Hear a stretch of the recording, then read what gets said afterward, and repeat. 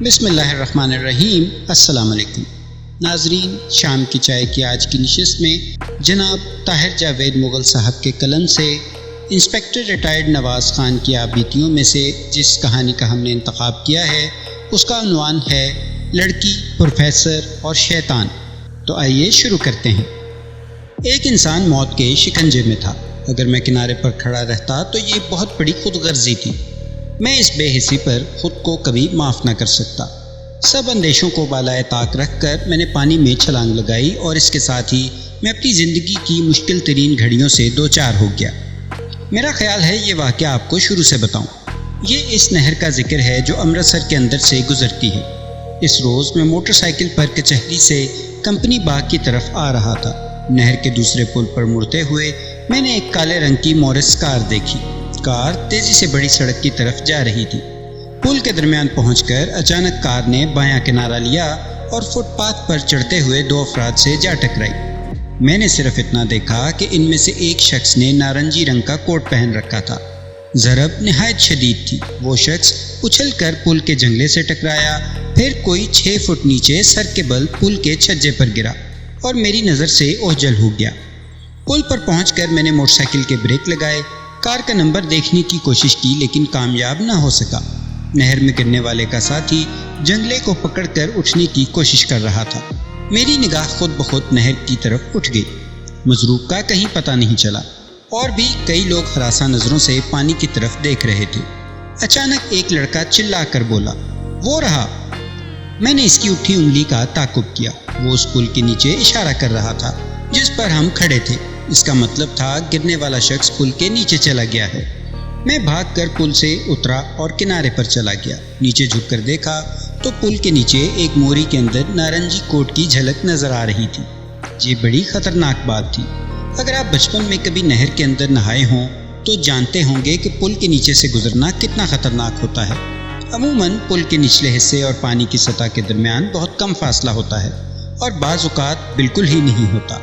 تیرنے والے کو ڈبکی لگا کر دوسری طرف نکلنا پڑتا ہے۔ اگر پل کی موری کے دوسری طرف کوئی جھاڑی وغیرہ پھنسی ہو یا کوئی دوسری رکاوٹ ہو تو اندر گھسنے والا زندہ نہیں بچ سکتا۔ نارنجی کوٹ کو دیکھ کر اندازہ ہو رہا تھا کہ یہی کچھ ہوا ہے۔ کار کی ٹکر سے پانی میں گرنے والا شخص موری کے اندر جا کر پھنس گیا ہے۔ موری کی رکاوٹ اسے آگے نہیں جانے دیتی تھی اور بہاؤ پیچھے نہیں آنے دیتا تھا۔ کوئی لمحہ جاتا تھا کہ وہ جیتا جاگتا شخص لاش کی صورت اختیار کرنے والا تھا۔ یہ منظر دیکھ کر میں نے بلا ارادہ پانی میں چھلانگ لگا دی۔ پل پر اور نہر کے دونوں طرف اب 15-20 افراد اکٹھے ہو چکے تھے۔ سب شور مچا رہے تھے۔ کوئی کہہ رہا تھا رسا لاؤ، کوئی چیخ رہا تھا بانس پکڑو، کوئی مجھے آگے جانے سے روک رہا تھا۔ میرا اپنا ارادہ بھی پل کے نیچے جانے کا ہرگز نہیں تھا، مگر جب پاس پہنچ کر میں نے کوٹ والے کو گدلے پانی میں پھڑکتے اور اپنا سر پل کی چھت سے ٹکراتے دیکھا تو برداشت نہ ہو سکا۔ پتہ ہی نہیں چلا اسے کھینچنے کی کوشش میں کب میں خود بھی پل کے نیچے آ گیا۔ خدا ہر کسی کو ایسی بلا سے محفوظ رکھے۔ میں لفظوں میں بیان نہیں کر سکتا کہ وہ گھڑیاں کتنی دشوار تھیں۔ موت سارے فاصلے مٹا کر آنکھوں کے سامنے آ گئی تھی۔ پانی اور پل کی چھت کا درمیانی فاصلہ 2-3 انچ سے زیادہ نہیں تھا۔ پل کی موری میں جھاڑ جھنکار، مٹی اور ایک پھٹی ہوئی بوری پھنسی تھی۔ میں نے ہاتھوں اور ٹانگوں کا استعمال کر کے اس رکاوٹ کو دور کرنا چاہا مگر مکمل ناکامی ہوئی۔ پھر میں نے نارنجی کوٹ کا ایک پلو پکڑ کر واپس لوٹنا چاہا مگر یہ کام کہیں زیادہ دشوار تھا۔ یوں لگا جیسے ہم دونوں پانی کی قبر میں دفن ہو گئے ہیں۔ میرا سانس کسی بھی وقت ٹوٹنے والا تھا۔ نارنجی کوٹ والا غوطے کھا رہا تھا مگر اس نے مجھ سے لپٹنے یا مجھے جکڑنے کی کوشش نہیں کی۔ اس کی یہ سمجھداری مجھے مرتے دم تک یاد رہے گی۔ ایک ڈوبتے ہوئے شخص سے ایسی ہوش مندی کی توقع کرنا بہت مشکل ہوتا ہے۔ میں نے آخری زور لگا کر بہاؤ کی مخالف سمت بڑھنا چاہا۔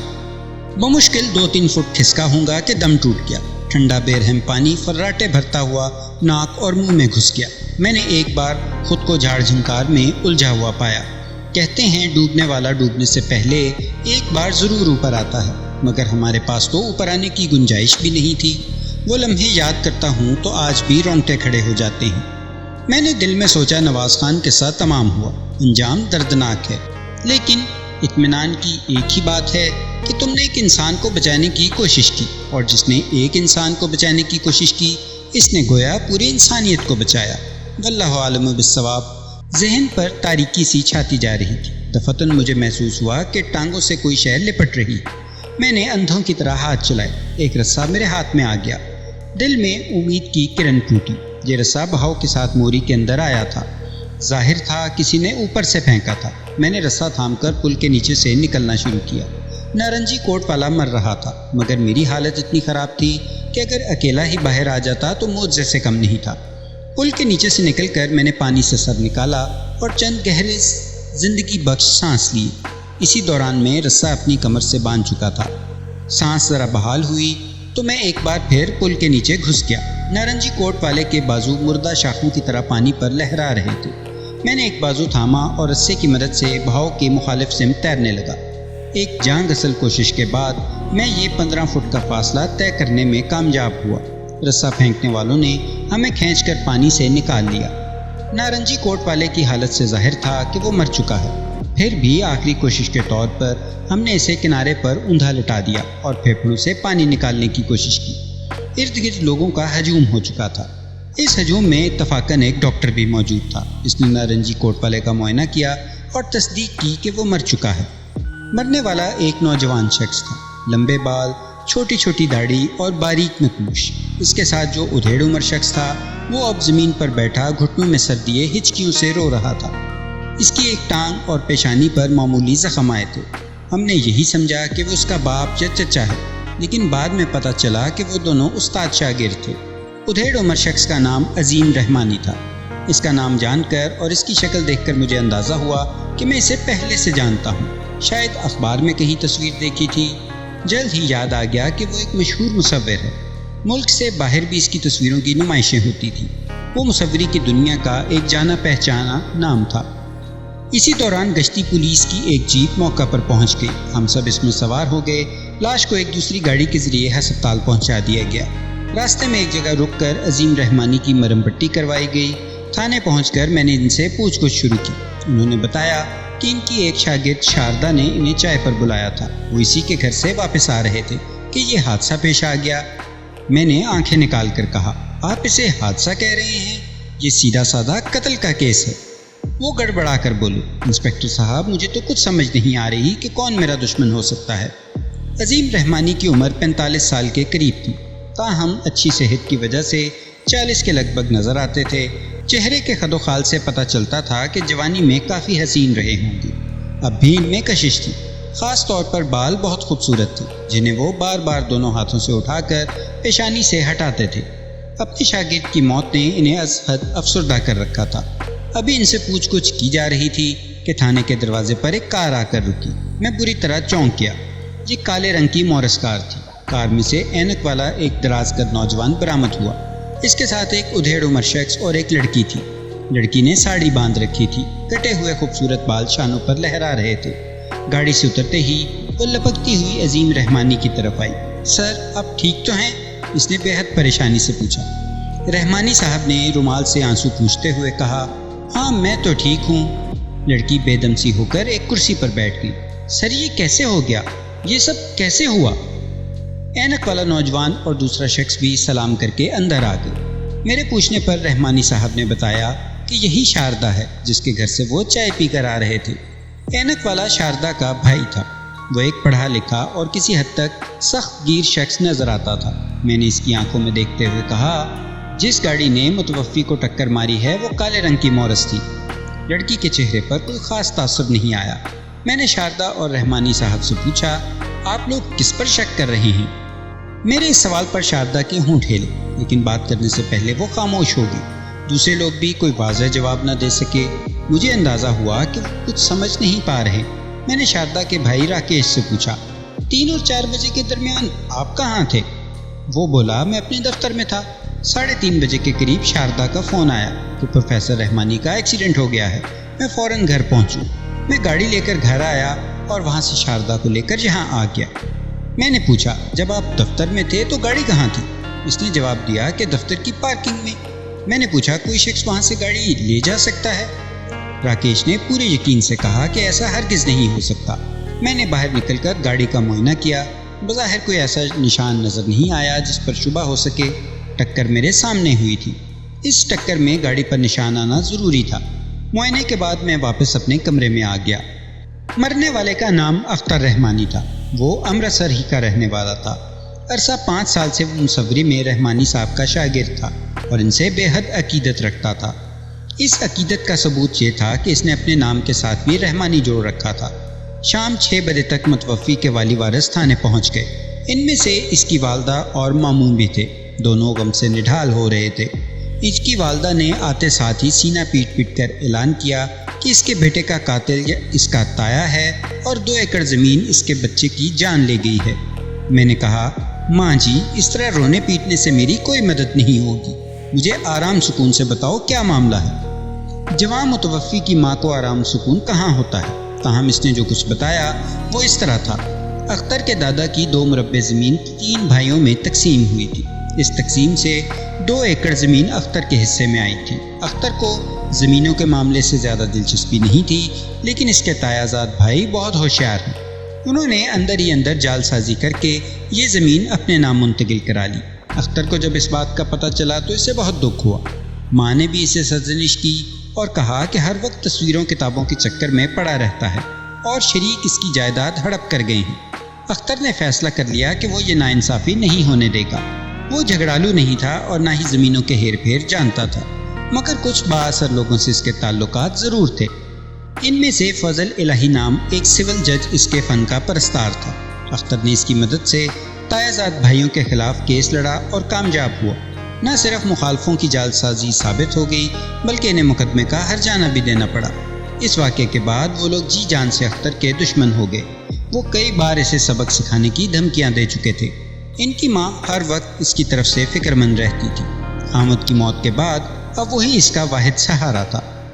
اختر کی والدہ کی رپورٹ پر میں نے متوفی کے تایا اور اس کے بڑے بیٹے کے خلاف کیس درج کر لیا اور کارروائی شروع کر دی۔ ملزم پارٹی امرتسر کے نواحی گاؤں لودھر میں رہتی تھی۔ اسی رات ان لوگوں کو تھانے بلا لیا گیا۔ اختر کا تایا بھاری بھرکم جسم والا ایک پراعتماد شخص تھا۔ اس کا بڑا بیٹا اختر کا ہم شکل تھا، مگر تن و توش میں اس سے کہیں زیادہ تھا۔ ان لوگوں سے پوچھ گچھ شروع ہوئی۔ انہوں نے اس واقعے سے مکمل لا علمی کا اظہار کیا۔ دونوں باپ بیٹے بولے کہ وہ تو پرسوں سے لاہور ایک شادی میں گئے ہوئے تھے اور جس وقت حادثہ ہوا وہ 200-250 آدمیوں کے ساتھ ولیمے کی دعوت کھا رہے تھے۔ میں نے تصدیق کرائی تو معلوم ہوا کہ واردات کے روز وہ واقعی لاہور میں تھے، مگر اس کا مطلب یہ نہیں تھا کہ وہ بے قصور ہیں۔ بعض اوقات مجرم پولیس کو دھوکہ دینے کے لیے کبھی ایسے ڈرامے رچاتے ہیں، خود کچھ گواہوں کے درمیان موجود رہتے ہیں اور ان کے کارندے واردات کر جاتے ہیں۔ ممکن تھا یہ واردات بھی ملزم پارٹی نے اپنے کارندوں سے کروائی ہو۔ میں نے 2 ملزموں سے ایسا سلوک کیا جن سے انہیں اندازہ ہوا کہ میرا شک ان پر سے دور ہو گیا ہے یا کم پڑ گیا ہے۔ ان کے جانے کے بعد میں نے لودھر گاؤں کا ایک ہوشیار مخبر ان کے پیچھے لگا دیا۔ اس کے بعد اختر کے دوسرے ملنے جلنے والوں سے پوچھ گچھ شروع کی۔ اس سلسلے میں ایک مختصر پارٹی کو سیالکوٹ بھی بھیجا۔ وہاں اختر کا ایک دوست رہتا تھا جو واردات سے 1 رات پہلے سے ملنے آیا تھا اور چند گھنٹے ٹھہر کر خاموشی سے واپس چلا گیا تھا۔ تفتیش کا یہ سلسلہ 3-4 ہفتے جاری رہا، مگر کوئی ٹھوس ثبوت ہاتھ نہیں آیا۔ کسی جانب سے بھی کوئی ایسا سراغ نہیں ملا جو ایک مضبوط کیس کی بنیاد بن سکے۔ پھر ایک اور بات میرے ذہن میں بری طرح کھٹکنے لگی۔ میں سوچنے لگا کہیں ایسا نہ ہو کہ میں تو اختر کے ملنے جلنے والے سے پوچھ گچھ کرتا رہا ہوں اور مجرم پروفیسر رحمانی کے ارد گرد موجود ہوں۔ جیسا کہ میں نے دیکھا تھا کہ کار نے ان دونوں کو ٹکر ماری تھی، دیکھنے والا یقین سے نہیں کہہ سکتا تھا کہ مجرم کا نشانہ اختر تھا، پروفیسر رحمانی تھا یا دونوں تھے۔ اگر یہ فرض کیا جائے کہ اختر کی بجائے رحمانی صاحب کو نشانہ بنایا گیا تو پھر اختر کے قاتلوں کو تلاش کرنا سرے سے ہی غلط تھا۔ مجھے رہ کر شاردا کا وہ انداز بھی یاد آ رہا تھا جب اس نے مجھ سے کوئی بات چھپانے کی کوشش کی تھی۔ کوئی انکشاف اس کے لبوں تک آتے آتے رہ گیا تھا۔ میں نے سوچا کسی روز وقت نکال کر اس لڑکی سے بھی ملنا چاہیے، ممکن ہے وہ کوئی اہم بات بتا سکے۔ پھر اسی دوران مجھے ایک دوسرے کیس کے سلسلے میں فوری طور پر چندی گڑھ جانا پڑ گیا۔ یہ بھی بڑا سنگین کیس تھا۔ ایک شخص نے 3 بچوں کو اغوا کر کے کچھ ناقابل قبول مطالبات پیش کیے تھے۔ میں اس معاملے میں الجھا تو 20-25 روز بعد ہی واپس امرتسر تھانے آ سکا۔ مجھے اخبار پڑھنے کا شروع سے ہی شوق رہا ہے۔ میری غیر موجودگی میں میرا عملہ وہ اخبار بھی سنبھال چھوڑتا تھا جو میں مصروفیت کی وجہ سے نہیں پڑھ سکتا تھا۔ اس دفعہ بھی میں واپس آیا تو 15-20 اخبار اکٹھے ہو چکے تھے۔ میں یہ پلندہ اٹھا کر ورگردانی کرنے لگا۔ 7 روز پرانے اخبار میں ایک چھوٹی سی خبر دیکھ کر میں حیران رہ گیا۔ خبر کی سرخی یہ تھی: استاد شاگرد رشتہ ازدواج میں۔ نیچے لکھا تھا: کل جہاں ایک مقامی ہوٹل میں مشہور مصور عظیم رحمانی کی شادی کی تقریب سادگی سے انجام پائی۔ عظیم رحمانی کی عمر 45 سال ہے۔ ان کی دلہن ان سے کم از کم 25 برس چھوٹی ہے۔ دلہن شاردا ہندو فیملی سے تعلق رکھتی ہے۔ قبول اسلام کے بعد اس کا نام روبینہ تجویز کیا گیا ہے۔ خبر پڑھ کر میری نگاہوں میں وہ منظر گھومنے لگا جب شاردا موجودہ روبینہ تھانے میں رحمانی صاحب سے ملی تھی۔ اس کے لب و لہجے نے مجھے اس وقت بھی شبہ میں مبتلا کیا تھا۔ اب یہ شبہ یقین میں بدل چکا تھا۔ ان دونوں میں استاد شاگرد کے علاوہ بھی ایک تعلق موجود تھا۔ اس خبر کی روشنی میں اب میرا مسٹر اور مسز رحمانی سے ملنا بھی ضروری ہو گیا تھا۔ میں نے رحمانی صاحب کے گھر کا پتہ لگایا اور اگلے روز شام کو ان سے ملنے پہنچ گیا۔ رحمانی صاحب کا مکان کمپنی باغ کے عقب میں واقع تھا۔ چھوٹی سی صاف ستھری کوٹھی تھی۔ گیٹ پر پروفیسر عظیم رحمانی کی نیم پلیٹ لگی ہوئی تھی۔ میں نے کال بیل بجائی۔ ایک بوڑھے ملازم نے دروازہ کھولا۔ میں سادہ لباس میں تھا۔ وہ بولا: جی فرمائیے، کس سے ملنا ہے؟ میں نے کہا: رحمانی صاحب سے، میرا نام نواز خان ہے۔ نوکر اندر چلا گیا۔ تھوڑی دیر بعد وہ واپس آ کر اس نے مجھے کوٹھی کے ڈرائنگ روم میں بٹھا دیا اور بولا کہ رحمانی صاحب بس آنے ہی والے ہیں۔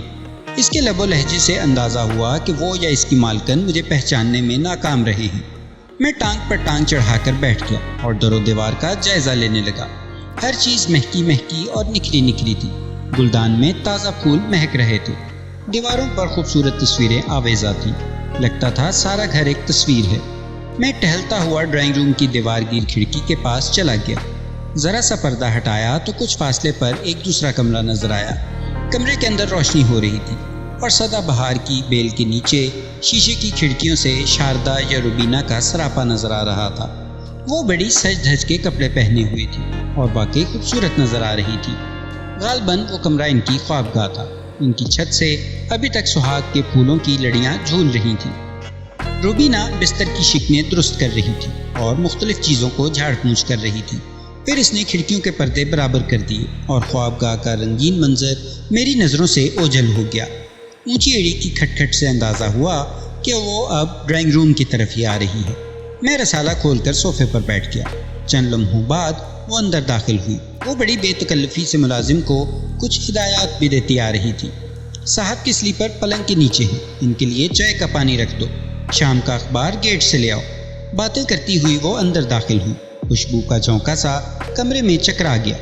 مجھے دیکھ کر وہ بری طرح چونکی، تاہم اس نے خود کو تیزی سے سنبھال لیا اور میری طرف بڑھ آئی۔ ہیلو، آپ تو انسپکٹر صاحب ہیں، میں سمجھی۔ میں نے کہا: مصروفیت زیادہ ہو تو سمجھنے پہچاننے میں غلطی ہو ہی جاتی ہے۔ اس نے جوڑے سے لپٹی ہوئی موتی کی لڑیوں کو درست کیا اور بڑی ادا سے صوفے پر بیٹھ گئی۔ ایک دم ہی وہ بے حد سنجیدہ نظر آنے لگی تھی۔ یوں لگا جیسے ایک بٹن دبنے سے نئی نویلی دلہن کہیں دور چلی گئی ہے اور ایک پریشان حال لڑکی میرے سامنے آن بیٹھی ہے۔ جی فرمائیے، کیسے آنا ہوا؟ وہ بولی۔ میں نے کہا: میرا خیال ہے آپ بھول نہیں گئی ہوں گی، کچھ پرانی بات نہیں، 1.5-2 ماہ ہی ہوئے ہیں اختر کے قتل کو۔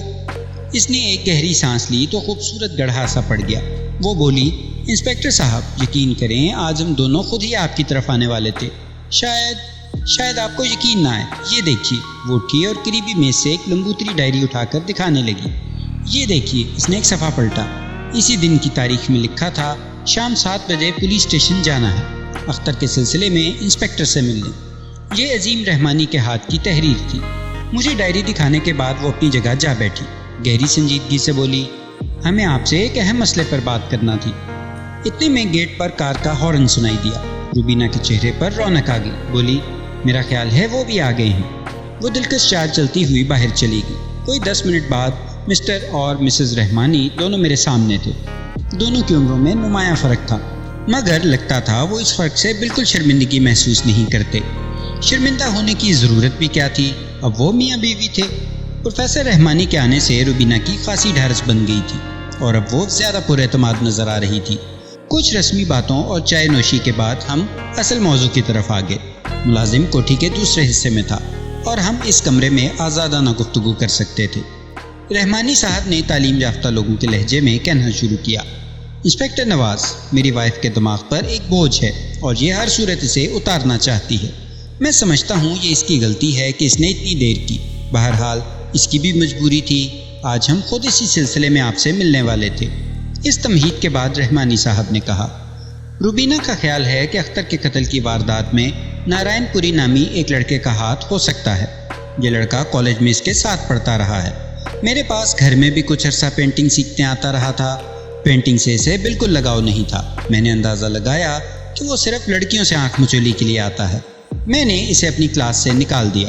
اب روبینہ نے بتایا ہے کہ وہ لڑکا ہاتھ دھو کر اس کے پیچھے پڑا ہوا تھا اور بدتمیزی سے بھی باز نہیں آتا تھا۔ اس کی غنڈہ گردی سے بددل ہو کر روبینہ نے کئی ماہ سے کالج جانا ہی چھوڑ دیا تھا۔ نارائن پوری کو جب یہ پتہ چلا کہ روبینہ مجھ سے شادی کرنے والی ہے تو وہ بہت تل ملایا۔ ایک روز اس نے بازار میں اسے روک لیا اور دھمکی دی کہ وہ بڈھے کو جان سے مار دے گا۔ آپ سمجھ ہی گئے ہوں گے اس کا اشارہ میری طرف تھا۔ اس واقعے کے چند ہی دن بعد وہ پل والا حادثہ پیش آیا۔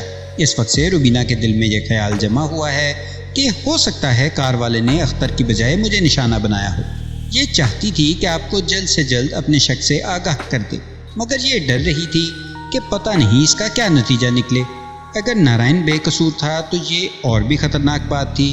اس جیسے خر دماغ سے دشمنی مول لینا کوئی آسان کام نہیں تھا، اس لیے یہ بیچاری شش و پنج میں رہی۔ پرسوں اس نے مجھے یہ ساری بات کھول کر بتا دی۔ پروفیسر رحمانی کا بیان مجھے ایک نیا راستہ دکھا رہا تھا۔ اس بیان سے کیس کی نوعیت ہی بدل جاتی تھی۔ دل ہی دل میں مجھے روبینہ پر غصہ بھی آ رہا تھا کہ اس نے یہ بات اب تک چھپائی۔ بہرحال اس میں میرا بھی قصور تھا۔ میں نے خود ہی رحمانی صاحب کو سامنے رکھ کر تفتیش نہیں کی تھی۔ میرا سارا دھیان اختر کی طرف رہا۔ روبینہ نے کہا، انسپکٹر صاحب وہ بڑا اوباش لڑکا ہے، آپ اس سے پوچھ گچھ ضرور کریں، مگر میرا نام بیچ میں آ گیا تو وہ ضرور بدلہ لے گا۔ روبینہ کی خوبصورت آنکھوں میں تشویش کے سائے تھے۔ اس کی یہ تشویش اپنے محبوب شوہر کے لیے تھی۔ میں نے اس سے پوچھا، کیا اختر کے قتل کے بعد کبھی نارائن پوری سے ملاقات ہوئی ہے؟ اس نے کہا، ہاں صرف ایک دفعہ تصویروں کی ایک نمائش میں ملا تھا وہ، بس دور دور سے گھورتا رہا۔ میرے بڑے بھائی بھی ساتھ تھے اس لیے پاس نہیں آیا۔ اس ذکر پر میرا دھیان روبینہ کے بڑے بھائی کی طرف چلا گیا۔ اگر قاتل نے اختر کی بجائے پروفیسر رحمانی کو نشانہ بنانے کی کوشش کی تھی تو پھر روبینہ کے بھائی راکیش پر بھی شک کیا جا سکتا تھا۔ میں نے روبینہ سے پوچھا، تمہارے بھائی راکیش تمہاری شادی سے خوش ہیں؟ اس کے چہرے پر حیا کا رنگ لہرایا۔ آنکھیں جھکا کر بولی، پہلے ناخوش تھے مگر اب وہ 3 دفعہ مجھے ٹیلی فون کر چکے ہیں، وہ اتنے تنگ نظر نہیں ہیں۔ میں نے کہا، رحمانی صاحب معافی چاہتا ہوں، کچھ ذاتی قسم کے سوال کرنے پڑ رہے ہیں۔ آپ بتائیں گے کہ آپ مسز روبینہ کو کب سے پڑھا رہے تھے اور شادی کا فیصلہ آپ لوگوں نے کب کیا؟ اس کے علاوہ شادی کی خواہش کا اظہار آپ کی طرف سے ہوا یا مسز روبینہ کی طرف سے؟ ان سوالوں کا جواب رحمانی کی بجائے روبینہ نے دیا۔ وہ بے باکی سے بولی، میں سر سے عقیدت کی حد تک لگاؤ رکھتی ہوں، میں ہی کیا ان کا ہر شاگرد ان کی پرستش کرتا ہے۔ سر کی پہلی بیوی آج سے 20 سال پہلے فوت ہو گئی تھی، اس کے بعد سے یہ تنہا تھے۔ میں نے انہیں بہت قریب سے دیکھا اور ان کی تنہائی اور دکھ کو محسوس کیا۔ میرے ہی کہنے پر آج سے 4 سال پہلے انہوں نے سگریٹ اور شراب نوشی ترک کر دی۔ میں نے اس کمی کو اپنی ذات سے پورا کرنے کی کوشش کی اور ہمیشہ ان کی دل جوئی کی کوششیں کرتی رہی۔ تاہم اس وقت میرے ذہن میں یہ خیال تک نہیں تھا کہ میں ایک دن سر سے شادی کروں گی، نہ ہی انہوں نے کبھی مجھے اس نظر سے دیکھا تھا۔ پھر کچھ عرصہ پہلے یہ بیمار ہوئے تو میں نے گھر والوں کی اجازت سے کئی روز ان کی تیمارداری کی۔ انہی دنوں میں نے فیصلہ کر لیا کہ مستقل طور پر ان کے ساتھ رہوں گی۔ میں نے کہا، روبینہ صاحبہ ایسی باتیں چھپی نہیں رہتی، ظاہر ہے کافی عرصے پہلے آپ کے گھر والوں کو علم ہو گیا ہوگا کہ آپ پروفیسر میں دلچسپی لے رہی ہیں، کیا انہوں نے آپ کو روکنے ٹوکنے کی کوشش کی؟ روبینہ نے کہا، جی ہاں، بڑے بھائی نے اس سلسلے کو ناپسند کیا۔ ایک موقع پر وہ میری منگنی بھی کرنے لگے تھے لیکن میں نے انکار کر دیا۔ مجھے معلوم تھا اس راستے میں بڑی رکاوٹیں ہیں۔ ان ساری رکاوٹوں کو قبول کر کے ہی میں نے یہ سفر شروع کیا تھا۔ اس سلسلے میں باج بھائی نے ہماری بڑی مدد کی۔ باج بھائی ان کے دوست ہیں اور میرے لیے باپ کے سمان ہیں۔ ان کی کوششوں سے ہی بھائی جان نے اپنا رویہ نرم کیا۔ باج بھائی کو میں بھی جانتا تھا۔ جب روبینہ پروفیسر کے ایکسیڈنٹ کا سن کر تھانے آئی تھی تو باج بھائی ان کے ساتھ تھے۔ باج بھائی کی شخصیت بڑی دلچسپ تھی، اس پر علیحدہ سے ایک کتاب لکھی جا سکتی ہے۔ وہ مذہبی لحاظ سے ہندو تھے مگر ہندو مسلم بھائی چارے کے زبردست علمبردار تھے۔ مندروں میں جانے کے ساتھ ساتھ وہ پیروں فقیروں کے مزاروں پر بھی حاضری دیتے تھے اور چادریں بھی چڑھاتے تھے۔ روبینہ نے مجھے بتایا کہ جب پروفیسر سے اس کی شادی کے تنازع نے فرقہ وارانہ رنگ اختیار کرنا شروع کیا تو باج بھائی نے ہی سارے معاملے کو سنبھالا تھا۔ اگر وہ نہ ہوتے تو شاید یہ شادی بھی نہ ہو سکتی۔ میں نے کہا، روبینہ صاحبہ ایک بات بتائیں، آپ کو معلوم ہے واردات میں جو کار استعمال کی گئی وہ اسی ماڈل کی اور رنگ کی تھی جیسے آپ کے بڑے بھائی کے پاس ہے؟ روبینہ نے جواب دیا، انسپکٹر صاحب آپ پہلے بھی اس کار کو شک کی نگاہ سے دیکھ چکے ہیں، لیکن میں تصور بھی نہیں کر سکتی کہ بڑے بھائی ایسا جرم کر سکتے ہیں یا ایسے جرم میں شریک ہو سکتے ہیں۔ اس لائن پر تفتیش کر کے آپ صرف اپنا قیمتی وقت ضائع کریں گے۔ میں نے کہا، کیا آپ کو بھروسہ ہے کہ نارائن پوری کی لائن پر تفتیش کرنے سے وقت ضائع نہیں ہوگا؟ وہ گڑبڑا گئی، کہنے لگی، انسپکٹر صاحب مجھے ایسا پختہ یقین ہوتا تو میں آپ کو پہلے روز نہ بتا دیتی۔ یہ دیر اسی وجہ سے ہوئی ہے کہ مجھے صرف نارائن پوری پر شک ہے۔ وہ 100% مجرم بھی ہو سکتا ہے اور 100% بے گناہ بھی۔ روبینہ خوبصورت ہونے کے علاوہ عقل مند بھی تھی۔ یہ دونوں خوبیاں کبھی کبھی ہی اکٹھی ملتی ہیں۔ میں پروفیسر رحمانی کی قسمت پر رشک کرتا ہوا ان کے محبت کدے سے واپس آ گیا۔ اس گفتگو کے دوران سب سے دلچسپ بات یہ معلوم ہوئی تھی کہ روبینہ شادی کے بعد بھی پروفیسر کو سر کہہ کر بلاتی تھی۔ بہت خوب ادا تھی۔ میں یہ بات بلال شاہ کو بتاتا تو وہ ضرور ہنس ہنس کر لوٹ پوٹ ہوتا، مگر ان دنوں وہ لاہور گیا ہوا تھا اپنے انگوٹھے کا ایکس رے کروانے کے لیے۔ اس کے ساتھ بڑا سانحہ ہو گیا تھا۔ گاؤں میں کسی کی بیمار بھینس کو دوائی کھلانے کے لیے اس نے بھینس کے منہ میں ہاتھ ڈالا تو اس کا انگوٹھا بھینس کی داڑھ کے نیچے آ گیا۔ اب بھینس تو بلی چنگی تھی مگر وہ انگوٹھے کو گلے میں لٹکائے پھرتا تھا۔ اگلے روز میں نے نارائن کو کالج کے ہاسٹل میں جا لیا۔ وہ ہاسٹل میں رہتا تھا۔ اس کی صورت سے لوفر پن جھلکتا تھا، موٹی ناک، بدے ہونٹ اور پیشانی پر زخم کا نشان۔ میں سادہ لباس میں تھا مگر وہ مجھے دیکھتے ہی پہچان گیا کہ میں مقامی تھانے کا انچارج ہوں۔ میں اسے لے کر کالج کی وسیع اور اس گراؤنڈ کے ایک کونے میں جا بیٹھا۔ وہ کچھ ڈرا ڈرا تھا۔ میں نے کہا، نارائن بابو میں تجھ سے اختر کے قتل کے سلسلے میں پوچھ گچھ کرنا چاہتا ہوں۔ وہ بولا، انسپکٹر صاحب میرا اختر سے کیا تعلق؟ میں نے کہا، مجھے پتا چلا ہے کہ تم کالج میں شاردا کے پیچھے لگے ہوئے تھے جو اب پروفیسر رحمانی کی بیوی ہے۔ انسپکٹر صاحب وہ تو بڑی پرانی بات ہے، 2-2.5 سال پہلے کی۔ میں نے جب دیکھا کہ پروفیسر نے اسے شیشے میں اتار لیا ہے اور وہ دونوں خوب رنگ رلیاں منا رہے ہیں تو میں نے آؤٹ ہونا ہی بہتر سمجھا۔ میں نے کہا، مگر آؤٹ ہو کر بھی تم آؤٹ نہیں ہوئے اور اسی کوشش میں لگے رہے کہ کسی طرح پروفیسر کو ناک آؤٹ کر دو۔ انسپکٹر صاحب آپ کیسی باتیں کر رہے ہیں؟ بھگوان جانتا ہے اس واردات سے میرا کوئی سمبند نہیں۔ نارائن، بھگوان کا نام تیرے منہ سے اچھا نہیں لگتا۔ اس منہ سے شراب کی بو آ رہی ہے۔ کیا میرا شراب پینا اس بات کا ثبوت ہے کہ میں نے کسی کو قتل کیا ہے؟ نہیں، تمہارا شراب پینا اس بات کا ثبوت ہے کہ تم نام کے طالب علم اور کام کے گنڈے ہو اور ہر وہ کام کر سکتے ہو جو ایک گنڈا کر سکتا ہے۔ تم زیر تفتیش ہو، تمہیں میرے ساتھ تھانے چلنا ہوگا۔ نارائن پوری اکڑ کر کھڑا ہو گیا۔ میں نہیں جاؤں گا، میں دیکھتا ہوں تم مجھے کیسے لے جاتے ہو۔ میں یونین کا سیکٹری ہوں، زیادہ تھانہ داری دکھاؤ گے تو فساد ہو جائے گا، ہندو مسلم فساد۔ اس کے ساتھ ہی وہ اپنے ساتھیوں کو آوازیں دینے لگا۔ یک کالج کے برآمدوں سے 7-8 لڑکے ہاکیاں، موٹر سائیکل کے چین اور ڈنڈے وغیرہ لہراتے ہوئے نکل آئے۔ مجھے اس خطرے کا علم پہلے سے تھا۔ میرے 5 ساتھی سادہ لباس میں کالج کے گیٹ پر کھڑے تھے۔ ان کا دھیان میری طرف ہی تھا۔ میں نے ہاتھ کے اشارے سے انہیں پاس بلایا۔ ان کے پہنچنے سے پہلے ہی نارائن بھاگ کھڑا ہوا۔ میں نے لپک کر گردن سے پیچھے سے اس کا کالر دبوچ لیا۔ یہ منظر دیکھ کر ایک لڑکے نے موٹر سائیکل کا چین کوڑے کی طرح لہرایا اور میرے سر پر حملہ آور ہوا۔ اگر یہ چین مجھے لگ جاتا تو زندگی بھر کے لیے شکل پہچاننی مشکل ہو جاتی۔ میں نے جھک کر یہ وار بچایا۔ چین نارائن کے سر پر پڑا اور وہ بلبلا اٹھا۔ میں نے ٹانگ سے چین والے کے سینے پر ضرب لگائی اور ایک دوسرے لڑکے کے منہ پر زوردار مکہ مارا۔ وہ ہٹا کٹا لڑکا اپنی ہاکی سمیت دور جا گرا۔ وہ سب چھٹے ہوئے گنڈے تھے مگر اس سے پہلے کہ وہ مجھے گھیر لیتے عملے کے افراد پہنچ گئے اور ان میں سے 2 نے اپنی سفید قمیضوں کے نیچے سے ریوالور نکال لیے۔ ریوالور دیکھ کر لڑکوں کو معاملے کی سنگینی کا احساس ہوا اور وہ کالج کے برآمدوں میں روپوش ہو گئے۔ میں جانتا تھا ابھی کسی چھت پر سے اینٹیں برسنا شروع ہو جائیں گی۔ میں نے نارائن کو 2 حوالداروں کے سپرد کیا اور وہ اسے اٹھا کر باہر کھڑی جیپ میں لے آئے۔ تھانے میں نارائن سے سوال جواب ہوئے۔ وہ بہت کڑکڑ کر بول رہا تھا۔ اس نے پروفیسر رحمانی اور روبینہ پر بہت سے الزامات لگائے۔ اس نے کہا کہ شادی تو انہوں نے صرف لوگوں کو منہ بند کرنے کے لیے کی ہے۔ ورنہ روبینہ بہت پہلے اپنا سب کچھ پروفیسر کے قدموں میں ڈھیر کر چکی تھی۔ اس نے پروفیسر کے کردار پر بھی نکتہ چینی کی اور کہا کہ وہ نوجوان لڑکیوں میں گھرا رہنا پسند کرتا ہے، پوریاں تصویریں بنانا اس کا مشغلہ ہے اور وہ فن کے نام پر فحاشی پھیلا رہا ہے۔ نارائن نے خود پر کوئی الزام قبول نہیں کیا۔ اس کا کہنا تھا کہ 4 ماہ سے اس نے پروفیسر یا اس کے چہیتے شاگرد اختر کی شکل تک نہیں دیکھی۔ اس نے اختر پر بھی کئی الزامات لگائے۔ ہم نے تھانے میں نارائن پر کسی طرح سے سختی نہیں کی، پھر بھی کالج سے خبریں آئیں کہ گنڈوں کا گروہ اگلے روز ہلے گلے کا پروگرام بنا رہا ہے اور اس پروگرام میں ہندو مہاسبھا اور جن سنگھ کے لڑکے شامل ہیں۔ یہ دونوں تنظیمیں فساد کرانے میں اپنی مثال آپ تھیں۔ ان لوگوں نے باقاعدہ تربیت یافتہ گنڈے پال رکھے تھے۔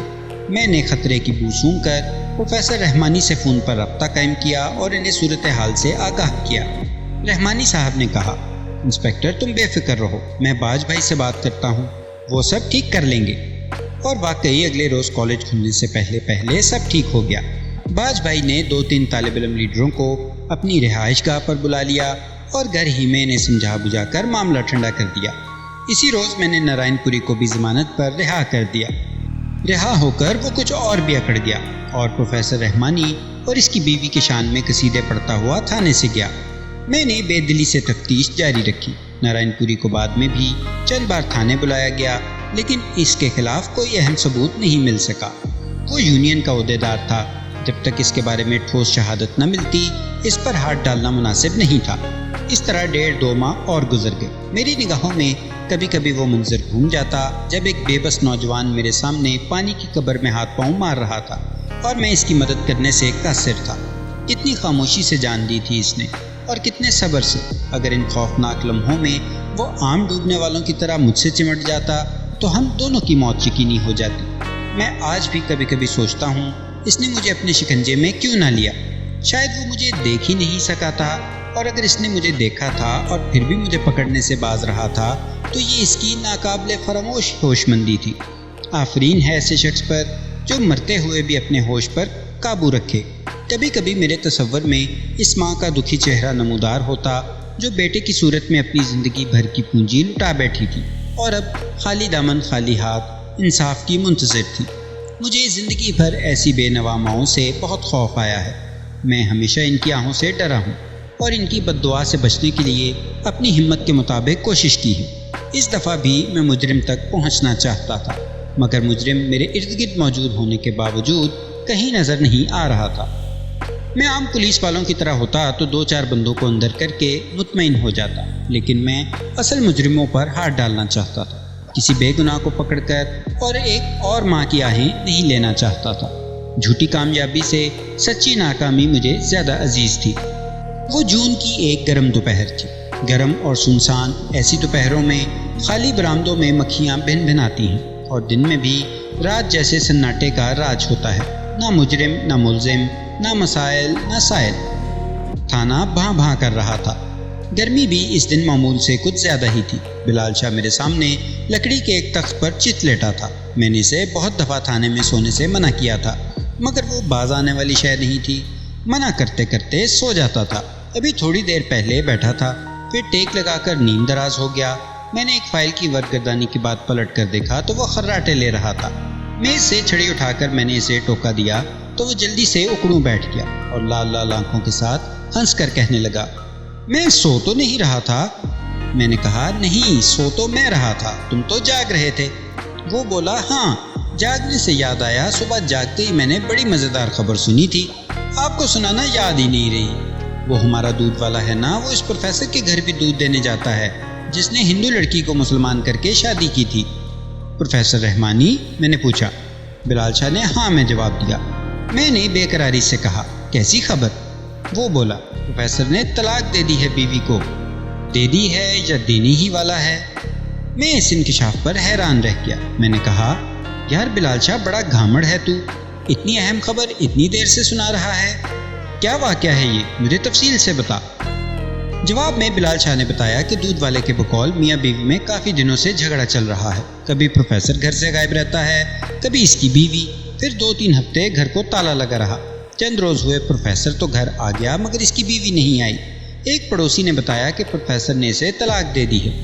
بلال شاہ کی باتیں سن کر میں سناٹے میں رہ گیا۔ میری نگاہوں میں اس خوبصورت گھر کا منظر گھومنے لگا جہاں چند ماہ پہلے سہاگ کے پھول کھلے ہوئے تھے اور ہر طرف محبت کا راج تھا۔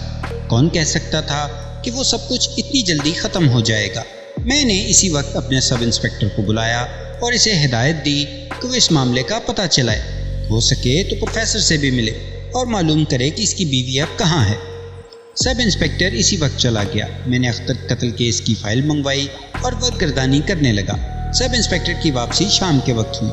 اس نے بتایا کہ بلال شاہ کی اطلاع میں کچھ نہ کچھ حقیقت ہے۔ پروفیسر اور اس کی بیوی میں طلاق تو نہیں ہوئی، مگر ان دونوں میں سنگین جھگڑا چل رہا ہے۔ چند روز پہلے پروفیسر نے اپنی جوان سال بیوی کو مارا پیٹا بھی ہے۔ وہ امید سے تھی۔ تشدد کے نتیجے میں اس کا حمل گر گیا اور وہ کئی دن ہسپتال میں رہی۔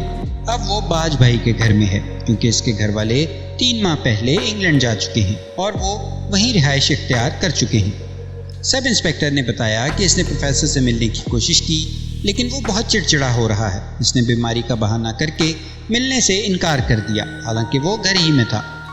یہ حالات سننے کے بعد میں نے فوری طور پر باج بھائی سے ملنے کا فیصلہ کر لیا۔ شام کے کھانے کے بعد میں اس کے گھر جا پہنچا۔ باج بھائی ایک مالدار شخص تھا۔ کاروبار کے علاوہ اس کی بہت سی زمین بھی تھی مگر وہ سادہ زندگی گزارتا تھا۔ اس کا مکان بھی درمیانے درجے کا تھا جہاں وہ اپنے بیوی بچوں کے ساتھ رہتا تھا۔ میری دستک پر اس کے نوکر نے دروازہ کھولا اور مجھے بیٹھک میں جا بٹھایا۔ تھوڑی دیر بعد باج بھائی بھی آ گیا۔ اس کی عمر 60 سال کے قریب تھی۔ صحت عمر کے لحاظ سے اچھی تھی۔ وہ بڑے دھیمے لہجے میں بات کرتا تھا۔ وہ اندر آیا تو اس کی پیشانی پر دکھ کی لکیریں تھیں۔ رسمی کلمات کے بعد کہنے لگا، انسپکٹر صاحب جو کچھ ہوا اچھا نہیں ہوا۔ ہم سب کا سر شرم سے جھک گیا ہے۔ میں نے پوچھا لیکن اس میں قصور کس کا ہے؟ وہ بولا، انسپکٹر صاحب تالی ایک ہاتھ سے نہیں بجتی، رسی کو توڑنے کے لیے 2 طرف سے کھینچنا پڑتا ہے۔ سہاگ کا یہ بندھن جو ٹوٹ رہا ہے تو اسے بھی 2 طرف سے کھینچا گیا ہے، لیکن میرا خیال ہے کہ رحمانی کا دوش اس میں زیادہ ہے۔ تم روبینہ سے خود ہی بات کر لو، وہ یہیں پر ہے۔ پھر اس نے روبینہ کو آوازیں دینی شروع کر دی۔ چند لمحوں بعد روبینہ ایک کامدار سوتی چادر میں لپٹی ہوئی اندر آ گئی۔ اس نے ہاتھ پیشانی پر لجا کر سلام کیا اور ایک طرف صوفے پر سمٹ کر بیٹھ گئی۔ میں اسے دیکھ کر حیران ہوا۔ اس کا کھلتا ہوا رنگ سرسوں کے پھول کی طرح زرد ہو رہا تھا اور آنکھوں کے گرد سیاہ ہلکے پڑے ہوئے تھے۔ نچلے ہونٹ پر چند دن پرانی چوٹ کا نشان بھی تھا۔ یہ وہ لڑکی تھی جس نے محبت کی خاطر دنیا سے ٹکر لی تھی، بدنامی سہی تھی اور مذہب و خاندان کی قربانی دی تھی۔ شادی کے چند ہی ماہ بعد اس کی یہ حالت میرے لیے افسوس کا باعث تھی۔ میں نے نرم لہجے میں روبینہ سے اس مایوس کن صورتحال کے بارے میں پوچھا۔ وہ ہچکچا رہی تھی۔ اس نے صرف اتنا کہا کہ اب پروفیسر سے اس کا نباہ نہیں ہو سکتا۔ اس نے انہیں سمجھنے میں بہت غلطی کی ہے۔ وہ اندر سے بہت دکھی لگتی تھی مگر ہونٹوں پر شرم و حیا کا تالا لگا ہوا تھا۔ اسے ہچکچاتے دیکھ کر باج بھائی نے اسے باہر بھیج دیا اور اپنے الفاظ میں روبینہ کی بپتا مجھے سنا دی۔ یہ باتیں سن کر میں بھی حیران رہ گیا۔ مجھے محسوس ہونے لگا کہ اس سے پہلے نارائن پوری نے پروفیسر کے بارے میں جو کچھ کہا تھا وہ کافی حد تک درست تھا۔ باج بھائی کی باتوں سے معلوم ہوا کہ پروفیسر آج کل اپنی ایک اور شاگرد سے چکر چلا رہا ہے۔ اس لڑکی کا نام مینا تھا اور وہ اینگلو انڈین تھی، کشمیر سے پڑھنے کے لیے جہاں آئی ہوئی تھی۔ روبینہ کو مینا اور پروفیسر کے چکر کا علم سب سے پہلے اس وقت ہوا جب اس نے ان دونوں کو شام کے وقت ایک بازار میں شاپنگ کرتے دیکھا۔ اس نے پروفیسر سے اس بارے میں پوچھا تو وہ خوبصورتی سے ٹال گیا اور بتایا کہ وہ پینٹنگ کا کچھ سامان خریدنے کے لیے گئے ہوئے تھے۔ روبینہ نے یوں تو پروفیسر کی دلیل مان لی مگر اس کے دماغ سے شبہ نہیں نکلا۔ وہ جانتی تھی کہ پروفیسر تمام شاگردوں میں سے مینا پر زیادہ توجہ دے رہا ہے اور گھر میں کلاس ختم ہونے کے بعد وہ اکیلے بھی مصروف رہتے ہیں۔ مینا ویسے بھی ہیومن ڈرائنگ سیکھ رہی تھی اور مصوری کے شعبے میں مرد عورت کے قریب آنے کے بہت سے مواقع ہوتے ہیں۔ روبینہ نے محسوس کیا کہ مینا اور پروفیسر اسی دور سے گزر رہے ہیں جس سے کچھ عرصہ پہلے وہ اور پروفیسر گزرے تھے۔ اس روز اس نے پروفیسر اور مینا کو ایک نہایت عریاں تصویر پینٹ کرتے دیکھا تھا۔ اس تصویر کے لیے مینا ماڈل بنی ہوئی تھی۔ روبینہ یہ سب کچھ برداشت نہ کر سکی اور اس نے اشاروں کنایوں میں پروفیسر کو اپنی پریشانی سے آگاہ کیا۔ پروفیسر پر روبینہ کی روک ٹوک کا کوئی اثر نہیں ہوا اور وہ اپنے راستے پر آگے بڑھتا رہا۔ پروفیسر نے اب شراب بھی پینی شروع کر دی تھی۔ ایک دوپہر جب پروفیسر کالج میں تھا، مینا ان کے گھر آئی اور اس کی سنائی ہوئی خبر بجلی بن کر روبینہ پر گری۔ مینا نے بتایا کہ کل رات پروفیسر نے اس کی عزت برباد کر دی ہے۔ وہ بری طرح رو رہی تھی۔ اور خودکشی پر آمادہ نظر آتی تھی۔ اس نے یہ انکشاف بھی کیا کہ پروفیسر نے اسے نشے کے انجیکشنوں کا عادی بھی بنا دیا تھا۔ کل رات بھی وہ نشے میں تھی۔ پروفیسر اس کی مدہوشی سے فائدہ اٹھا کر اسے ایک ہوٹل میں لے گیا اور ساری رات اس کی آبرو سے کھیلتا رہا۔ صبح جب وہ روئی چیخی تو اس نے دلاسا دیا کہ وہ اس سے شادی کر لے گا، مگر ایسے شیطان کے ساتھ شادی کرنے سے وہ موت کو گلے لگانا بہتر سمجھتی ہے۔ وہ بہت آزردہ نظر آتی تھی۔ روبینہ کو اندازہ ہوا کہ اگر وہ بے سہارا رہی تو ہو سکتا ہے سچ مچ خودکشی کر لے۔ اس نے خاموشی کے ساتھ اسے کشمیر واپس بھیجنے کا انتظام کر دیا اور اگلے ہی روز کو امرتسر چھوڑ کر واپس چلی گئی۔ باج بھائی نے کہا، انسپکٹر، میں سمجھتا ہوں کہ اس لڑکی کو واپس بھیج کر اور اس معاملے کو خراب ہونے سے بچا کر روبینہ نے پروفیسر پر آخری احسان کیا ہے۔ اگر روبینہ چاہتی تو اس روز شہر کی دیواروں پر پروفیسر کی بدنامی کے اشتہار لگ جاتے اور وہ اپنے گھر کی بجائے جیل میں ہوتا۔ ایک پتنی اپنے پتی کے لیے اس سے بڑھ کر اور کیا کر سکتی ہے؟ مگر اب اس کے دل کے شیشے میں بال آ چکا ہے۔ وہ پروفیسر کے گھر رہنا نہیں چاہتی۔ چند روز پہلے ہونے والی مار پیٹ کے بعد تو وہ پروفیسر کی شکل دیکھنے کی روادار نہیں ہے۔ وہ بڑی حساس لڑکی ہے۔ اس کا کہنا ہے کہ پروفیسر نے اس بچے کو قتل کیا ہے جو اس دنیا میں بھی نہیں آیا تھا۔ وہ ایک قاتل کے گھر میں زندگی نہیں گزار سکتی۔ میاں بیوی کے اس جھگڑے کا اختر کے قتل سے بظاہر کوئی تعلق نہیں بنتا تھا۔ دونوں علیحدہ علیحدہ معاملات تھے۔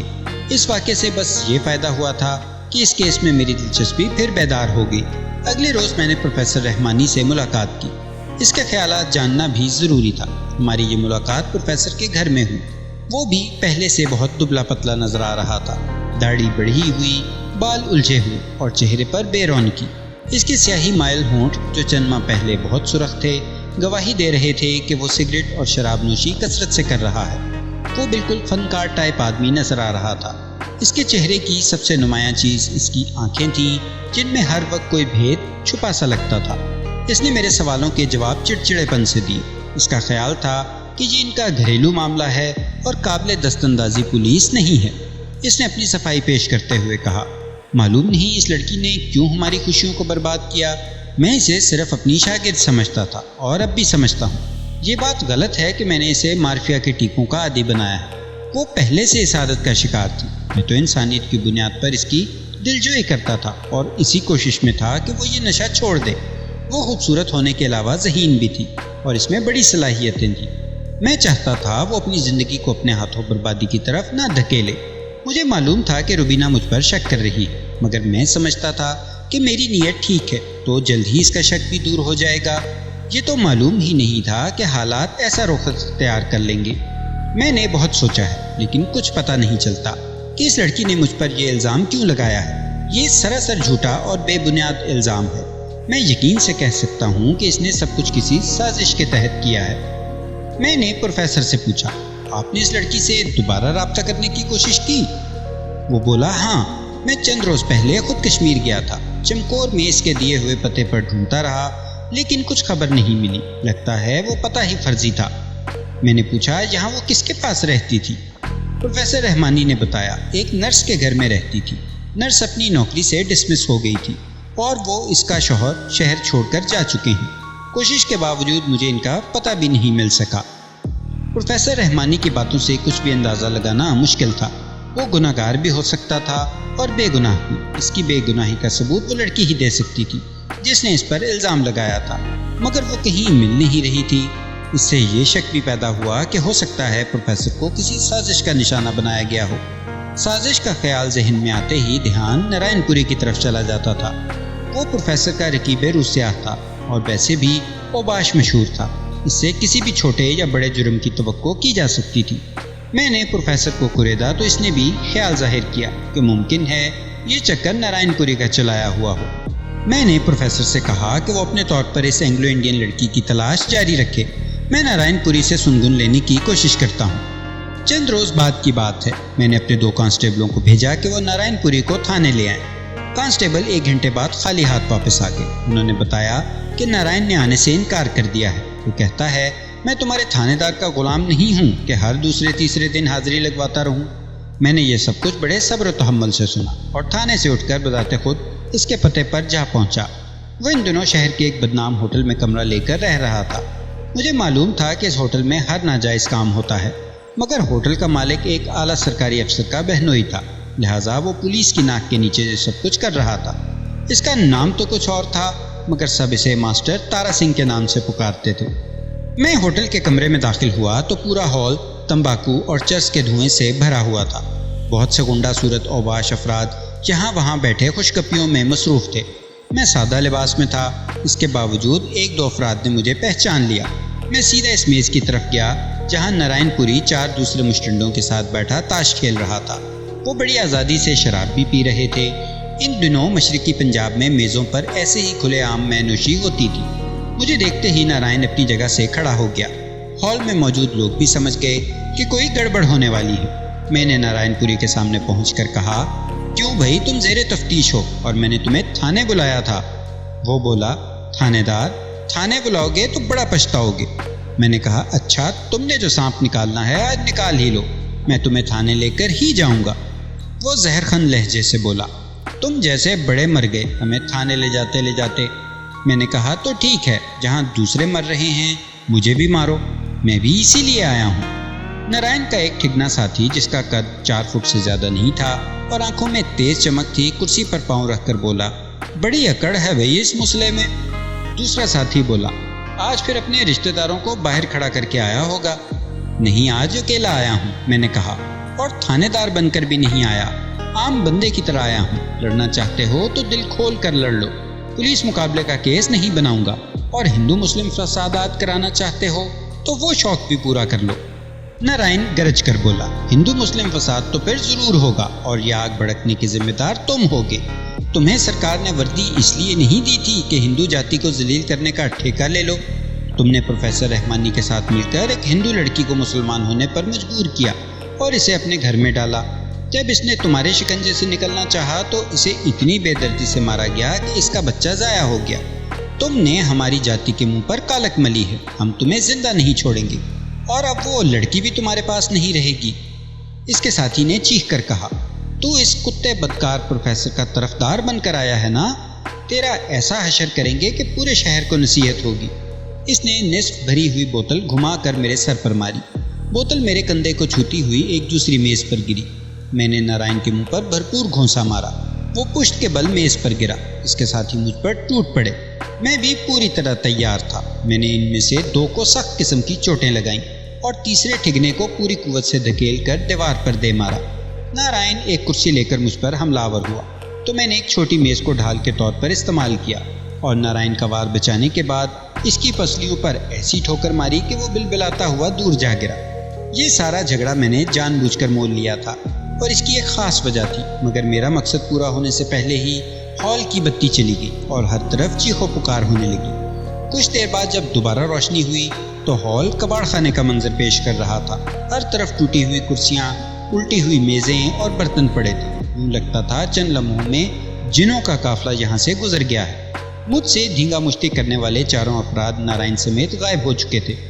اس واقعے کے ٹھیک 3 گھنٹے بعد رات کے 9:30 بجے ایک کار تھانے کے دروازے پر آ کر رکی۔ اس میں سے باج بھائی 3 دوسرے افراد کے ساتھ برآمد ہوا، اور سب تیز قدموں سے میری طرف بڑھے۔ ان کے قدموں کی تیزی سے اندازہ ہو رہا تھا کہ کوئی اہم خبر ہے۔ باج بھائی کے چہرے پر ہوائیاں اڑ رہی تھیں۔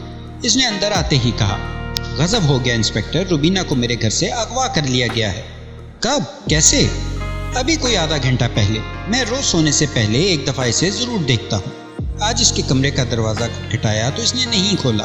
اندر بتی بھی جل رہی تھی، ورنہ میں سمجھتا کہ شاید وہ سو گئی ہے۔ کھڑکی سے جھانکنے کے لیے کمرے کی پچھلی طرف گیا تو وہاں کھڑکی چوپٹ کھلی تھی، اور کھڑکی سے باہر روبینہ کا ایک جوتا پڑا تھا۔ پھر مجھے اس کے کان سے گرا ہوا ایک جھمکا نظر آیا۔ یہ دیکھیے، یہ رہا وہ جھمکا۔ اس نے جیب میں ہاتھ ڈال کر ایک طلائی جھمکا میرے سامنے رکھ دیا۔ بلا شبہ وہ روبینہ کا ہی تھا۔ میں نے کہا، باج بھائی آپ بڑی حیرت ناک بات بتا رہے ہیں۔ بھرے پورے گھر سے ایک لڑکی اٹھا لی گئی اور کسی کو پتہ بھی نہیں چلا۔ ابھی تو کچھ زیادہ وقت بھی نہیں ہوا ہے۔ کہاں تھے آپ سب لوگ؟ کہیں وہیں کچھ نہیں انسپکٹر، باج بھائی نے میری بات کاٹی۔ جو کرنا ہے جلدی کرو، ورنہ معلوم نہیں وہ بیچاری کہاں سے کہاں چلی جائے۔ اگر اسے کچھ ہو گیا تو اس کا ذمہ دار صرف اور صرف میں ہوں گا۔ میں اسے پناہ دے کر اس کی رکشا نہیں کر سکا۔ مجھے تو یہ اس مورخ نارائن کا کام لگتا ہے۔ صرف 1 گھنٹہ پہلے میں نے اسے اپنی گلی سے گزرتے دیکھا تھا۔ اس کے ساتھ 3-4 لڑکے بھی تھے، سارے کے سارے بری صورتوں والے۔ اگر وہ روبینہ کو لے گئے ہیں تو بھگوان جانے اس کے ساتھ کیا کریں۔ تم ذرا جلدی کرو، میں نے سگریٹ سلگاتے ہوئے کہا۔ گھبرائیے نہ باج جی، اسے کچھ نہیں ہوگا، کم از کم صبح تک وہ بالکل محفوظ ہے۔ کیا مطلب؟ تم اتنے یقین سے کیسے کہہ سکتے ہو؟ اس لیے باج بھائی کہ روبینہ ابھی آپ کے گھر میں ہی ہے۔ میرے گھر میں؟ وہ کیسے؟ جیسے آپ نے اسے رکھا ہوا ہے۔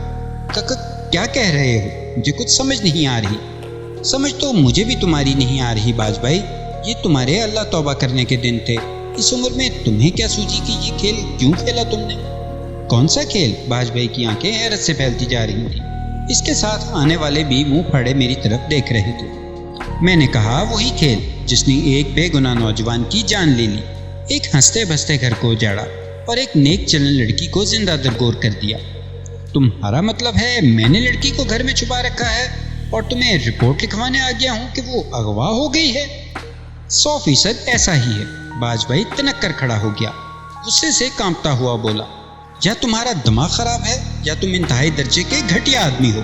تمہیں معلوم ہے کس پر کیا الزام لگا رہے ہو؟ میں نے بھی تند لہجے میں کہا، باج بھائی آرام سے بیٹھ جاؤ، میں تم سے زیادہ گرم لہجے میں بات کر سکتا ہوں۔ بیٹھ جاؤ اور سنو جو کچھ میں کہہ رہا ہوں۔ اگر یہ جھوٹ ہے تو پھر جتنا چاہے چیخنا چلانا۔ میرے اشارے پر ہیڈ کانسٹیبل نے اسے کندھے سے تھام کر نیچے بٹھا دیا۔ میں نے کہا، باج بھائی تم انسان کے روپ میں شیطان ہو۔ تم وہ شخص ہو جو چور کو کہتا ہے چوری کر اور سپاہی کو کہتا ہے اسے پکڑ۔ تم نے ہمیشہ خود ہی آگ لگائی ہے اور خود ہی اسے بجھا کر نیک نامی کماتے رہے ہو۔ تم انتہا درجے کے مکار اور خود غرض آدمی ہو۔ تم عید میلاد النبی صلی اللہ علیہ وآلہ وسلم کے جلسوں کے لیے چندے بھی دیتے رہتے ہو اور خود ہی ان جلسوں پر حملے بھی کرواتے رہے ہو۔ محرم پر سبیلیں بھی تم نے ہمیشہ لگائی ہیں اور عزاداروں پر اینٹیں بھی تمہارے کہنے پر برسائی جاتی ہیں۔ ایک طرف تم پیروں فقیروں کے مزاروں پر چادریں چڑھاتے ہو اور دوسری طرف مہاسبھا اور جن سنگھ کے اکھاڑوں کی خفیہ سرپرستی کرتے ہو۔ در حقیقت نہ تم مسلمانوں کے خیر خواہ ہو اور نہ ہی ہندوؤں کے، تم صرف اپنے نفس کے پجاری ہو اور اپنی حرص و حوث کے غلام۔ میرا دل چاہ رہا تھا کہ اس بدبخت فریبی کے منہ پر جوتا مارنے کے لیے ایک لمبی چوڑی تقریر اس کے سامنے کروں، لیکن مجھے تقریر کرنا نہیں آتی تھی اور ابھی میں سانپ کی ساری کینچلیوں سے واقف بھی نہیں تھا۔ باج بھائی کا رنگ پیلا پڑ چکا تھا مگر گردن میں ابھی تک اکڑ تھی۔ اس نے اپنی ڈوریے والی نہرو کیپ کو سیدھا کیا اور ہاتھ مچا کر بولا، بڑے افسوس کی بات ہے انسپکٹر، تم اس شخص کو بھول رہے ہو جو چند گھنٹے پہلے لڑکی کو اغوا کرنے کی دھمکی دیتا رہا ہے اور دوشی مجھے ٹھہرا رہے ہو۔ بھگوان جانے تمہاری عقل کو کیا ہو گیا ہے، ان الزام تراشیوں کا خوفناک نتیجہ بھگتنا پڑے گا تمہیں۔ میں نے کہا، باج بھائی نارائن جیسا بھی ہے تم سے 1000 درجے بہتر ہے۔ وہ گنڈا ضرور ہے لیکن بے ضمیر نہیں۔ یہ تمہارے گلے میں جو پھندا نظر آ رہا ہے اس کا ڈالا ہوا ہے۔ میں نے سب انسپکٹر کو اشارہ کیا۔ وہ دوسرے کمرے سے نارائن پوری کو سامنے لے آیا۔ نارائن پوری اطمینان سے میرے ساتھ والی کرسی پر بیٹھ گیا۔ اس کے ساتھ ہی اس کا ٹھگنا دوست بھی تھا۔ ٹھگنے کو دیکھ کر باج بھائی کی اکڑی ہوئی گردن ڈھیلی پڑنے لگی۔ یہ ٹھگنا دراصل باج بھائی کا گھریلو ملازم تھا، غضب کا ہوشیار اور چوکس تھا۔ باج بھائی کے خلاف مخبری اسی ٹھگنے نے کی تھی۔ میں نے کہا، اب کیا خیال ہے باج بھائی، بات کچھ سمجھ میں آ رہی ہے؟ اب باج بھائی کی بولتی بند ہو چکی تھی۔ میں نے کہا، باج بھائی تیری حرامزادگی کا پتہ ہمیں 1 ہفتہ پہلے ہی چل گیا تھا، مگر ہمیں معلوم تھا تو چکنے گھڑے کی طرح اپنے پنڈے پر پانی کی بوند نہیں ٹھہرنے دے گا۔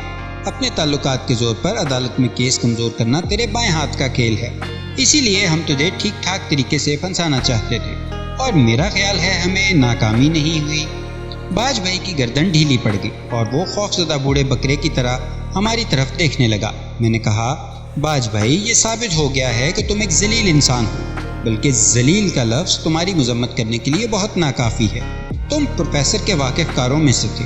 جب تمہیں پتہ چلا کہ پروفیسر اپنی خوبصورت شاگرد شاردا سے شادی کر رہا ہے تو تم حسد کی آگ میں جلنے لگے۔ اس موقع پر تم نے اپنے ایک دوست سے ٹیلی فون پر ایک یادگار فقرہ کہا تھا۔ تم نے کہا تھا، یار اس گل بدن نے ایک بڈھے کے گلے ہی لگنا تھا تو کیا اپنے دھرم میں کوئی بڈھا باقی نہیں رہا تھا؟ ہم مر گئے تھے۔ اس فقرے سے تمہارے کردار کی ہر گرہ کھل جاتی ہے۔ تمہیں شاردا اور پروفیسر رحمانی کی شادی کا بے حد رنج تھا اور تم کسی طرح یہ شادی رکوانا چاہتے تھے، مگر سامنے آنے کی نہ تم میں ہمت تھی اور نہ تم ایسا کر سکتے تھے۔ تم اوپر سے ان کے راستے میں کانٹے بوتے رہے جب کوئی ترکیب بھی کامیاب نہ ہوئی اور شادی یقینی ہو گئی تو تم نے ایک شیطانی قدم اٹھایا. تم نے پروفیسر کو جان سے مارنے کی کوشش کی. جب وہ شاردا کے گھر سے چائے پی کر واپس آ رہا تھا تمہارے آدمی نے اس پر اپنی گاڑی چڑھا دی. اس ٹکر سے پروفیسر تو بچ گیا مگر اس کا شاگرد اختر ہلاک ہو گیا اور میری اپنی جان بھی خطرے میں پڑی. اس واقعے میں کسی کا دھیان تیری طرف نہیں گیا. 1.5-2 ماہ بعد پروفیسر سے شاردا کی شادی ہو گئی اور وہ شاردا سے مسز روبینہ بن گئی. مگر تم نے پھر بھی ہمت نہ ہاری اور اپنے ارادوں پر قائم رہے. تم نے در پردہ میاں بیوی میں نفاق کا بیج بونا شروع کیا. کسی طرح مینا نامی ایک اینگلو انڈین لڑکی تمہارے ہتھے چڑھ گئی. یہ لڑکی مارفیا کی عادی تھی اور نشہ حاصل کرنے کے لیے ہر کام کر سکتی تھی. تم نے اسے مصوری سکھانے کے بہانے پروفیسر کے پاس بھرتی کروا دیا اور اس کے ذریعے اپنے منصوبے کو آگے بڑھانے لگے.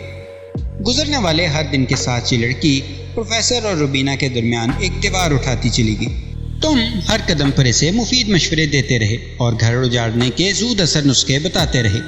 آخر تمہیں اپنے منحوس ارادوں میں کامیابی ہوئی. شادی کے 4 ہی ماہ بعد ان دونوں میں طلاق کی نوبت آ گئی. روبینہ کے والدین انگلینڈ جا چکے تھے. تم بڑی عیاری سے روبینہ کے سرپرست بن کر اسے گھر لے گئے. پروفیسر 1-2 دفعہ روبینہ کو منانے کے لیے تمہارے گھر میں آیا مگر تم نے اسے باہر سے ہی واپس بھیج دیا. تم نے اپنی شاطرانہ کوششوں سے ان دونوں کو ایک دوسرے سے اتنا دور کر دیا کہ واپسی کا کوئی راستہ باقی نہ رہا. باج بھائی میں کوئی غلط بات تو نہیں کہہ رہا ہوں. باج بھائی کو سانپ سونگھ چکا تھا بلکہ کہنا چاہیے سانپ کو سانپ سونگھ چکا تھا. وہ مردے کی طرح آنکھیں کھولے مجھے دیکھے جا رہا تھا. میں نے کہا اگر تم تھوڑا سا صبر اور کرتے تو شاید اپنے مقصد میں کامیاب ہو جاتے مگر تمہارے اندر کی خباثت زیادہ دیر چھپی نہ رہ سکی. ایک روز تم نے تنہائی میں روبینہ سے شادی کی خواہش ظاہر کر دی. روبینہ پر یہ خبر بجلی بن کر گری. وہ تمہیں اپنے باپ کی جگہ سمجھتی تھی اور دل کی گہرائی سے تمہارا احترام کرتی تھی. وہ سارا دن اور ساری رات روتی رہی. اگلے روز اس نے خاموشی سے تمہارا گھر چھوڑ دیا. روبینہ کو نہ پا کر تم سخت پریشان ہوئے. تمہاری نیک نامی خطرے میں پڑ سکتی تھی.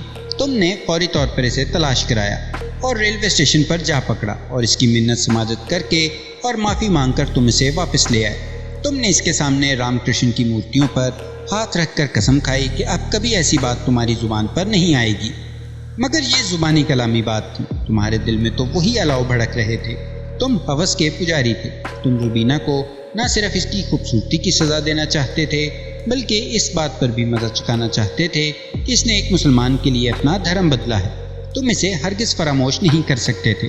میں نے باج بھائی کے ٹھگنے ملازم ہری لال سے پوچھا کیوں ہری لال میں ٹھیک کہہ رہا ہوں نا؟ اس نے اپنا ہانڈی جیسا سر زور زور سے اقرار میں ہلایا.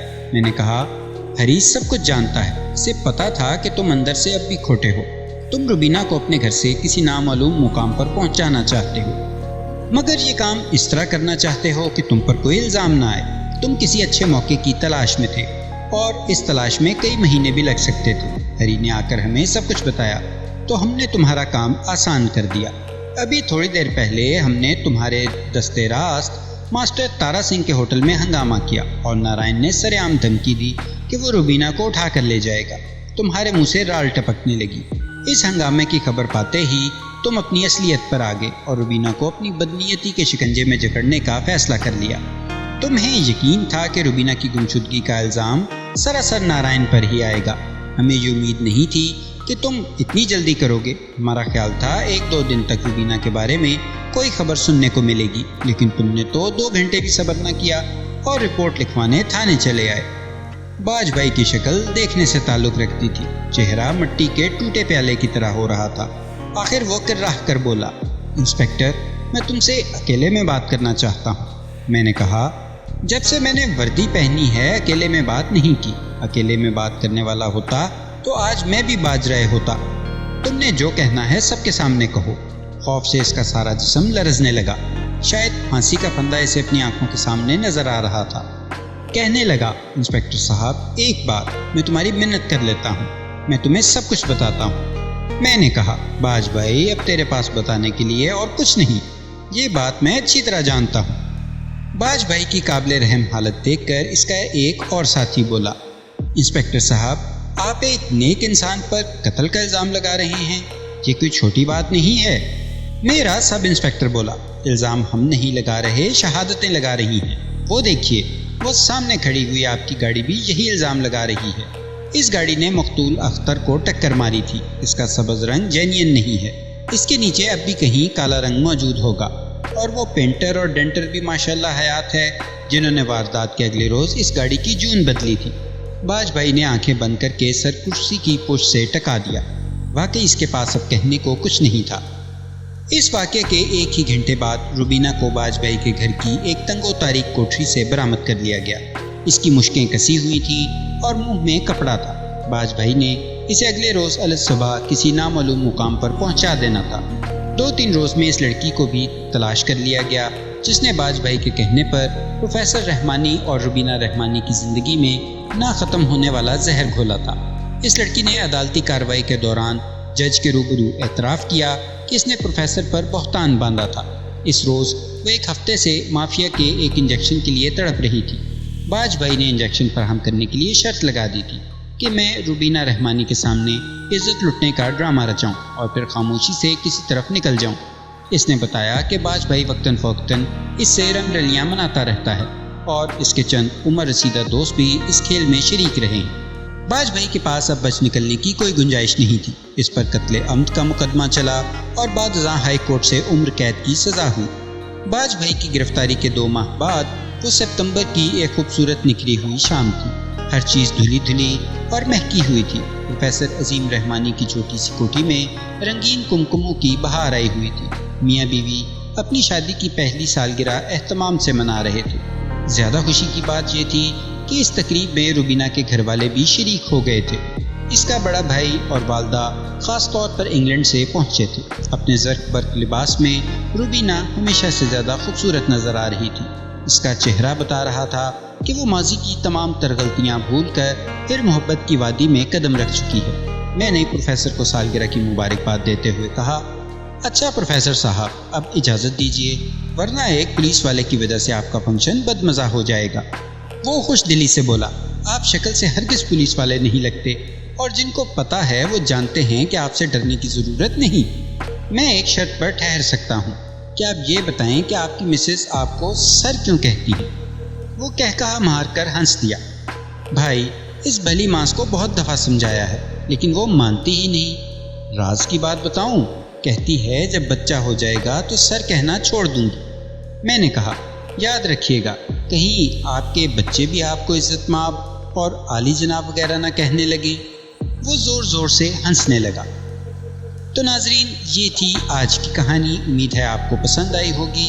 انشاءاللہ ملتے ہیں ایک ایسی ہی اگلی کہانی کے ساتھ۔ اپنا بہت سا خیال رکھیے اور اپنے چینل کا بھی۔ اللہ نگہبان۔